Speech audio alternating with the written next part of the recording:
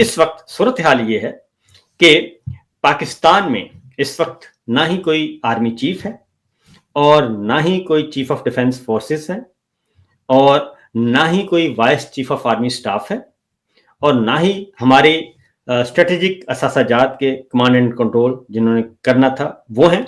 यानी 27वीं गैर आइनी तरमीम जो हुई थी उस गैर आइनी तरमीम पर अभी तक उस पोर्शन पर अमल दरामद नहीं हुआ और तमाम ओहदे इस वक्त खाली हैं। तो हम फखर भाई से पूछते हैं, क्योंकि ये एक्सपर्ट हैं, कुछ मिलिट्री रूल्स को भी समझते हैं और क्योंकि कोर्ट रिपोर्टिंग हम इकट्ठे करते रहे हैं और कानून को भी समझते हैं, आइन को भी समझते हैं। तो अस्सलाम वालेकुम फखर भाई। वालेकुम अस्सलाम। फखर भाई, सबसे पहले तो ये बताइए इंतहाई सादा अल्फाज में इस वक्त क्या स्टेटस है, हमारे रावलपिंडी की सूरत हाल क्या है? अच्छा देखें, पिंडी में तो बड़ी गहमा गहमी है और किस वजह से है, अंदर क्या चल रहा है तो उस पर तो मैं कुछ नहीं कहूँगा, लेकिन इतनी मुझे मालूमात मिली हैं कि ऑल इज नॉट वेल, सब कुछ अच्छा नहीं चल रहा है। अब बहुत सारे लोग ये सवाल पूछ रहे थे कि जब किसी की मियाद खत्म हो जाए, किसी का 3 साल का कॉन्ट्रैक्ट हो, 5 साल का कॉन्ट्रैक्ट हो, 10 साल का कॉन्ट्रैक्ट हो, और इवन ठेकेदार को भी जो कॉन्ट्रैक्ट दिया जाता है उसकी भी कोई मियाद होती है, तो जब वो खत्म हो जाती है तो फिर उसके बाद क्या होता है? तो सीधी सी बात है, उसको रिन्यू किया जाता है। लेकिन यहाँ पे मामला बहुत अहम है, ये किसी ठेकेदार की बात नहीं हम कर रहे।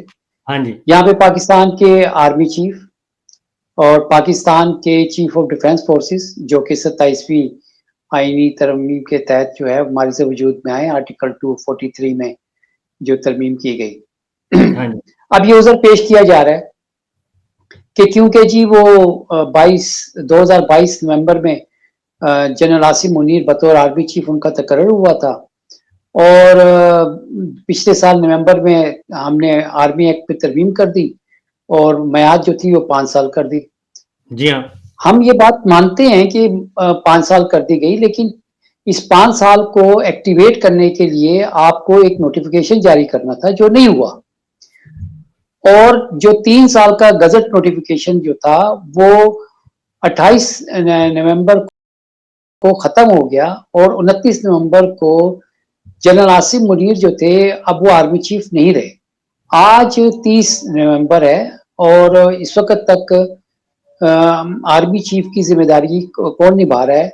जैसे मैंने आपको कहा कि पिंडी में गहमा गहमी है और कुछ नहीं पता चल रहा, और इस नॉर्मली इस हवाले से मिनिस्ट्री ऑफ डिफेंस जो है उसको कोई बयान जारी करना चाहिए था या आईएसपीआर की जानिब से बयान आता, लेकिन बयान आया पाकिस्तान के वजीर दिफा की तरफ से। उन्होंने कहा कि जनाब ये प्रोसेस शुरू कर दिया गया, चीफ ऑफ डिफेंस फोर्सेस का प्रोसेस शुरू कर दिया गया है और प्राइम मिनिस्टर मुल्क से बाहर हैं, वो आ जाएंगे तो आप कंजक्चरिंग मत करें, कयास सराइयां मत करें। ठीक है, कयास सराई कोई नहीं कर रहा, लेकिन बात यह है कि जो मैंने आपको बात बताई है उसके तहत तो अभी तक नोटिफिकेशन जो है वो हो जाना चाहिए था, और ये वर्किंग डे में 27 नवंबर जो थी वो chairman joint chief of staff committee के ओहदे की मियाद थी, जो मतलब वो ओहदा ही खत्म हो गया और जनरल साहिर शमशाद जो थे वो आखिरी chairman joint chief of staff अब माने जाएंगे। अब इस ओहदे के ऊपर तकर्री का नोटिफिकेशन होना था। वजीर आजम जो थे वो 2 दिन के दौरे पे कतर गए, बहरीन गए, और बहरीन से खामोशी से वो चले गए यूके, जहां आप बैठे हुए हैं, लंदन में हैं वो इस वक्त, और कोई प्रेस रिलीज ऑफिशियली जारी नहीं हुई। सब ने इधर से उधर से बातचीत करके खबर दी कि जी वो मेडिकल चेकअप के लिए गए हैं, और उनकी तबीयत जो थी वो बहरीन में आखिर उन्होंने क्या खाया कि अचानक इतनी खराब हो गई कि उनको तैयारा ही पूरा डाइवर्ट करना पड़ा, और इतना अहम नोटिफिकेशन जो निकालना था उसके बारे में उन्होंने कोई डायरेक्शन नहीं दी। लास्ट टाइम आपको पता है कि जब 27वीं आईनी तरमीम का मामला था तो वजीर आजम कहाँ पे थे? वो अजरबैजान गए हुए थे और उन्होंने हंगामी तौर पर ऑनलाइन काबीना का इजलास बुलाया था। तो ये हम देख रहे हैं कि यहाँ पे रात की तारीकी में अदालतें भी लगी हैं और फजर के टाइम जाके आईनी तरमीम भी पास की गई। 26वीं आईनी तरमीम आपके सामने है, कैसे रात के अंधेरे में मामला चलते रहे। तो इस वक्त तो ना चीफ ऑफ डिफेंस फोर्सेस हैं और ना ही एक एक्टिव आर्मी चीफ मौजूद है। How things are running. आपने बहुत अच्छी बात की है कि जो प्राइम मिनिस्टर हैं वो अजरबैजान में थे, उन्होंने फौरी तौर पर वीडियो लिंक के जरिए काबीना का इजलास बुलाया और काबीना का इजलास बुला के उन्होंने अप्रूवल दे दी। एक और तरीका भी होता है और वो होता है गश्ती मरासला। गश्ती मरासले के जरिए भी आप अप्रूवल ले सकते हैं समरी की। और दूसरा, ये जो नोटिफिकेशन है इसके लिए कानूनी आईनी तौर पर ना ही गश्ती मरासले के जरिए किसी समरी की मंजूरी की जरूरत है और ना ही किसी काबीना के इजलास की जरूरत है, मेरा ख्याल है। और अगर है भी, अगर फॉर एग्जाम्पल अगर है भी, तो वीडियो लिंक के जरिए काबीना का इजलास बुलाया जा सकता है। और अदरवाइज जो मैं समझता हूं, और आप भी माशाल्लाह से मुझसे ज्यादा समझते हैं, कि प्राइम मिनिस्टर ने सिर्फ इंस्ट्रक्शंस पास करनी होती हैं अपने सेक्रेटरी को, आप कि ये काम कर गुजरें और मेरी तरफ से ये अप्रूवल है। वो वर्बल भी हो सकती है, वो फोन कॉल पे भी हो सकती है, वो सब कुछ हो सकता है। इसलिए ये कहना कि शहबाज शरीफ साहब जो हैं वो बाहर हैं, इसलिए ये प्रोसेस नहीं हो सकता। और दूसरा, वो समरी मूव होनी है डिफेंस मिनिस्ट्री की तरफ से, जिसके प्रिंसिपल ऑफिसर हैं ख्वाजा आसिफ साहब फॉर्म 47 वाले, और डिफेंस मिनिस्ट्री से समरी आ सकती है और उसके बाद वो समरी जाएगी कैबिनेट डिवीजन में और एक प्रोसेस के जरिए प्राइम मिनिस्टर को इन्फॉर्म किया जाएगा कि ये समरी आई है, बताएं क्या करनी है। पैराग्राफ 1, 2, 3, 4 किसको अप्रूव करना है, किसको डिसअप्रूव करना है, किसको वापस भेजना है, ये हम प्रोसीजर को समझते हैं और आप भी समझते हैं। तो इस सारी सूरत हाल से फखर भाई, इसका मतलब ये है कि मसला ये नहीं है, मसला ये है कि नीयतों में फतूर है। असल जो प्रॉब्लम है वो नीयतों में फतूर है, गड़बड़ कुछ और है। क्या इत्तेफाक नहीं हो रहा, या बाबूजी कुछ और चाह रहे हैं और उनकी जो पर्ची वाली तकरीर थी वो उनकी डिमांड्स कुछ और हैं। ये है, ये जरा इस पे बताएं। अच्छा देखिए, आपको पता है कि सुहेल वराइच ने एक ब्रसल में मुलाकात की थी, फिर उन्होंने एक कॉलम लिखा था और वो 5 साल का मंसूबा और सारा कुछ आया था और उसके एक हफ्ते बाद वो सारा मामला जो था ना रिट्रैक कर दिया गया था कि जी ऐसी कोई बात थी। अभी देखें, ये जो 5 साल का नोटिफिकेशन है जी, ठीक है, ये एक्सपेक्टेशन यही थी कि चीफ ऑफ आर्मी स्टाफ और चीफ ऑफ डिफेंस फोर्सेस, ये दोनों नोटिफिकेशन एक ही शख्स के लिए जारी होंगे और वो मामला हुआ नहीं है। अब ये कहना कि जनाब तसलसल है, कंटिन्यूएशन है, क्योंकि जी एयर चीफ जो है वो भी काम जारी रखे हुए हैं और इसी तरह से वो चलता रहेगा। ये बात जो है ना, आप बयानात तो दे सकते हैं, लेकिन प्रैक्टिकली जब तक आप कानून को नाफिज नहीं करेंगे, आप इस बात से लोगों को गुमराह नहीं कर सकते। ये ज़बानी कलामी कोई कह सकता है, जबकि कोई सबूत नहीं है कि 3 साल का जो गजट नोटिफिकेशन 2022 में जारी हुआ था उसको वापस लिया गया और उसकी जगह पे 5 साल का निकाला गया। इसकी गैर मौजूदगी में आप कैसे ये कह सकते हैं कि नवंबर 2027 तक जो है ना, मौजूदा जो साबिक का आर्मी चीफ थे वो जारी रहेंगे और उनकी रिटायरमेंट हो चुकी। अब सवाल ये है कि शहबाज शरीफ साहब को ऐसा क्या खौफ आया। देखें, मैं आपको एक बात बताऊं ना, कि अगर किसी ने मेरी पकड़ करनी है और उसके इख्तियार में है, तो ये खदशा था कि अगर हमने स्ट्रेट इनकार किया तो नहीं हो सकता। अब IMF की 530 अरब रुपए की 5,300 अरब जी 5,300 अरब की जो करप्शन की चार्जशीट है, इसकी जिम्मेदारी, और ये वफाक की हद तक है, अभी सूबों का मामला नहीं है और ये करप्शन से रिलेटेड है और इसकी जवाबदेही जो है वो वजीर आजम शहबाज शरीफ ने करनी है। तो इसका मतलब ये है कि वो इंतजार कर रहे थे कि जहां पे पावर है वो बंदा जो है उसकी पावर खत्म हो जाए, क्योंकि जब तक वो आर्मी चीफ है उसके पास पावर है अब कोई माने या ना माने, इस वक्त वो आर्मी चीफ नहीं है। अगर वो इस वक्त कहीं पर ऑफिस पे बैठे हैं, मैं नहीं कह सकता कि बैठे हैं क्योंकि छुट्टी का दिन है, हो सकता है वो अपने घर में हो। लेकिन ये बात बिल्कुल तय है कि जो मेरी रिटायर्ड जर्नल्स के साथ बात हुई है, और माजी में भी ऐसा हुआ है कि जब एक आर्मी चीफ रिटायर हो जाता है या मुल्क से वो बाहर जाता है, तो उसकी जगह जो सीनियर मोस्ट है वो मामलात को संभाल लेता है। ये कंटिजेंसी जो है ना हमेशा से होती है। अब शायद शहबाज शरीफ साहब को ये डर था कि मैंने अगर वहां पे नोटिफिकेशन ना जारी किया जिस तरह की ख्वाहिशात हैं, अब वो देखें उनके सीनियर जर्नलिस्ट हैं अफसार आलम, वो ये बात कह रहे हैं कि उनकी जो बातचीत हुई है कि बड़ी ख्वाहिशात हैं और हुकूमत के लोग कह रहे हैं कि जी अब तो हमारी कमर टूट गई है, हम कितनी ख्वाहिशात पूरी करें। तो बात कहने की ये है कि ख्वाजा आसिफ साहब जो थे, जहां इतना ट्वीट उन्होंने किया था, तो वो मजीद भी बात को क्लैरिफाई कर देते।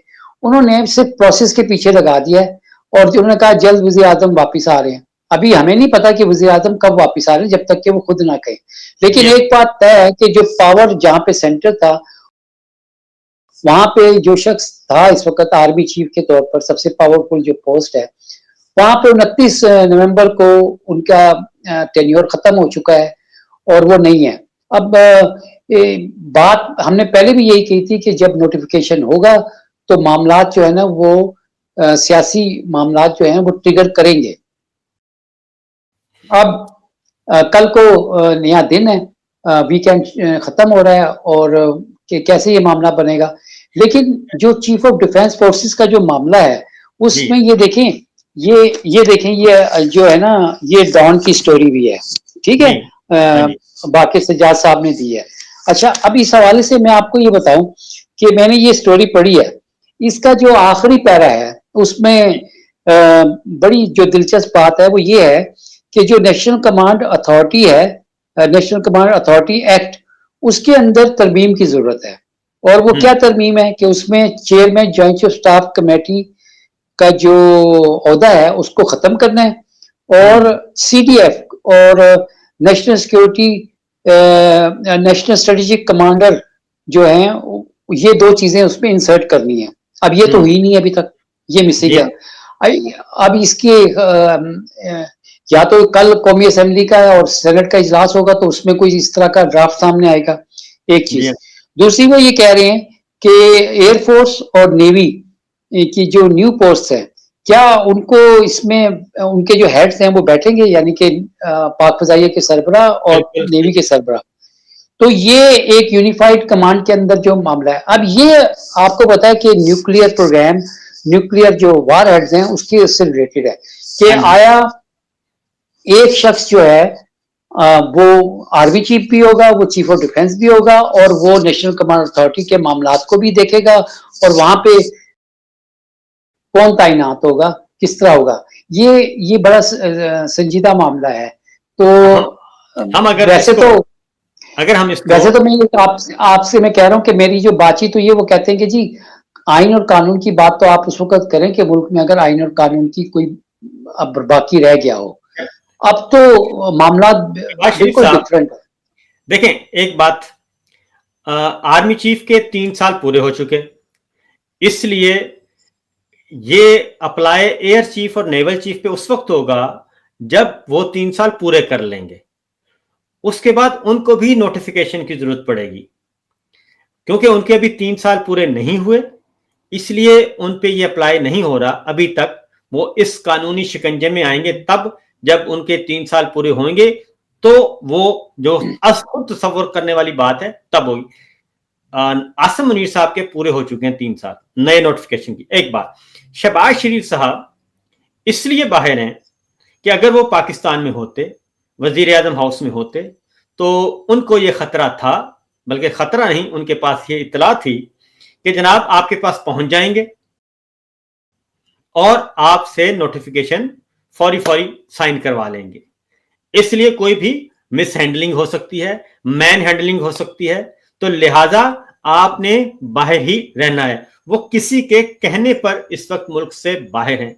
वो कौन है जिसके कहने पर वो बाहर हैं और वो कब आएंगे, किसके कहने पर आएंगे, ये एक अहम तरीन सवाल है। इसका आप दें जवाब और उसके बाद फिर हम पाकिस्तान के अवाम देखिए को ना, मैंने तो लाते हैं। आपको हाँ, मैंने आपको साफ कह दिया। देखिए इस वक्त ये बात बिल्कुल थी कि ये जो इकोनॉमी है, इसके ऊपर आपको पता है कि शहबाज शरीफ साहब तो हमेशा से क्रेडिट जो थे SIFC का आसिम मुनीर को देते रहे। कोई भी मामला हो उसमें हर चीज का क्रेडिट वो उनको दे देते। वो ये कहते थे कि जी हमारे उसमें नहीं है। अब जब IMF की चार्जशीट सामने आ गई है तो, और इम्यूनिटी भी नहीं है आपके पास। देखिए ना, वो तो इम्यूनिटी लेके बैठे हुए हैं, उनको तो इम्यूनिटी मिल गई, लेकिन इम्यूनिटी जो है और इम्पोटेंसी जो है उसमें बड़ा फर्क है। आपको पता है कि जो मौजूदा निज़ाम है इसकी सारी ताकत तो एक शख्स के साथ जुड़ी हुई है। अब क्योंकि उस इनकी अपनी कमजोरियां जिसकी वजह से ये हॉस्टेज बने हुए हैं, उनको खतरा यही था कि जैसे ही ये नोटिफिकेशन उनके हाथ लगेगा 5 साल का, तो उसके बाद उनकी छुट्टी हो जानी है। क्योंकि वो ये बात बर्मला कह चुके हैं कि SIFC के सरबराह ये बात कह चुके हैं ऑन रिकॉर्ड कि उसमें तबाही और बर्बादी हो चुकी है, कोई इन्वेस्टमेंट नहीं आई है, और ये जो सुपर टैक्स लगाया है इससे तमाम कारोबारी हजरात जो है वो जा रहे हैं, कोई सरमायाकारी करने के लिए तैयार नहीं है। अब पैसे हैं नहीं, हुकूमत आगे चलनी कैसे है, और ये सारा कुछ जो है ना, आपने देखा है कि इसहाक डार साहब का आ गया कि जी हम तो पाकिस्तानी फौज तो डिसआर्म करने नहीं जाएगी गजा में। तो वो आपको बुलाई इसीलिए मकसद के लिए रहे थे कि आपने ये काम करना है, तो अभी आपने इनकार कर दिया है। तो इसलिए जो मुझे इस वक्त पल्स लग रही है वो यही है कि मियां नवाज शरीफ जो थे उन्होंने बैठ करके नया आर्मी चीफ जो है उसका नाम फाइनल कर लिया है, और वो एक सरप्राइज किसी टाइम भी आ सकता है।